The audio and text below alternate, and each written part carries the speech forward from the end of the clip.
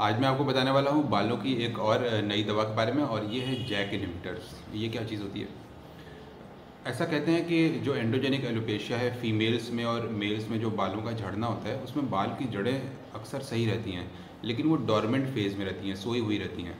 और उन्हें अगर हम किसी तरह से जगा सकें तो उन जगहों पे जहाँ पे बाल कम हो गए हैं वापस बाल आ सकते हैं। जैसे कि हेयर लाइन के पास जहाँ कम हो गए हैं बाल, लेकिन वहाँ अंदर अंदर रूट्स नॉर्मल रहते हैं, बाल आने की संभावना रहती है, लेकिन ये रूट्स डोरमेंट फेज़ में रहते हैं।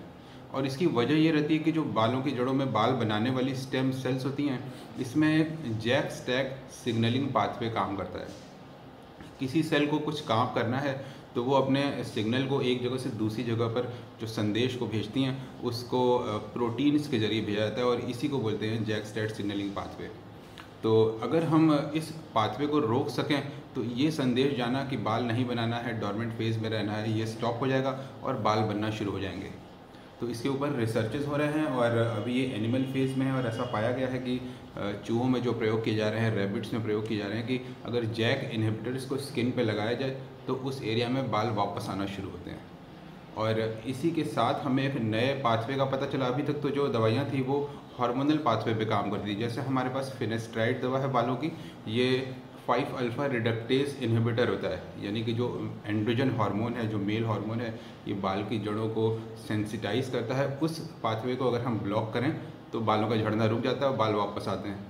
ऐसे ही फीमेल्स में जो एंड्रोजन हार्मोन्स कम मात्रा में बनते हैं, ये बालों को झड़ाते हैं। तो अगर हम उस पाथवे को रोकते हैं तो ओवरऑल हमारे पास जो दवाइयाँ थी वो हार्मोन्स के सिस्टम पे वर्क कर रही थी।